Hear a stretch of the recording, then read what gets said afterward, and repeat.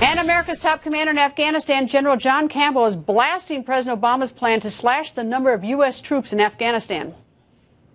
Only a few years ago, our coalition numbered over 140,000 military personnel. Now our forces comprise of fewer than 14,000, of which approximately 10,000 are U.S. servicemen and women. Collectively, the Afghan security forces are adapting to these changes, and in some places, they're struggling. And it's not just the general. Senator John McCain says President Obama's plan to withdraw troops is not only political, but dangerous. Iowa Senator Joni Ernst and members of the Senate Armed Services Committee joins me, and I must add that she's a vet, having served in Afghanistan and Iraq, right? In Iraq, not and Afghanistan. All right. What's your thought on General John Campbell says that he's worried about the strategy? What is the president's strategy? Do you know? Well, I don't know that strategy. We lack from the administration a clear, coherent strategy in Afghanistan. We see the rise of Taliban forces. We see the rise of ISIS, which is something that General John Campbell had mentioned today in the Senate Armed Services Committee.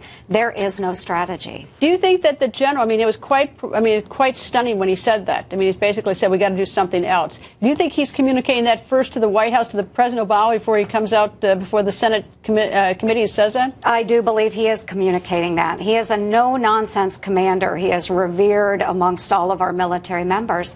And he has put forward a revised plan for the president and the administration. He was not able to detail that to us today.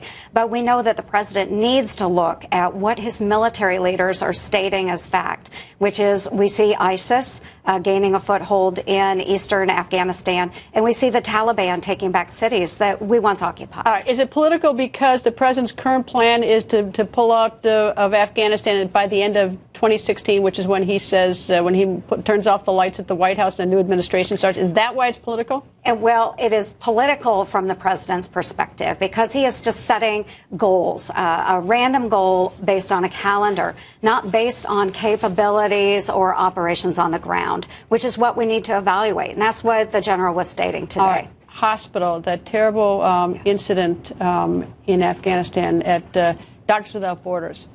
How did that happen? Well, that is an interesting question, and it is something that will be looked at. The DOD is investigating right now. General Campbell says this was a mistake, so we know it's a very regrettable mistake. But how does a mistake? It said that it came from up the chain of command.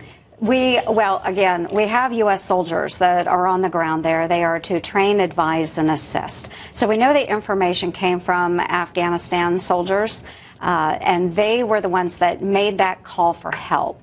Now, how it happened that we struck that hospital, that's not known yet. Again, DOD will investigate. Nobody wanted this to happen. No, nobody at all, except maybe the terrorists on this. But is that when the Afghan says, go hit this target, do we go hit the target? Or don't we have any sort of way of monitoring and double checking? Well, I believe there is protocol in place where we do double check those coordinates and we know what we are striking. We don't know what happened, and I can't speculate on what happened right now. We know that there are a number of investigations going forward. DOD will be one, NATO will be another. Well, there's been a lot of criticism of the U.S. having civilian casualties in Afghanistan. This is obviously enormously, besides being tragic for the loss of life, this is not good for us. Very regrettable. Senator, thank you. Nice to see you. Great to see you.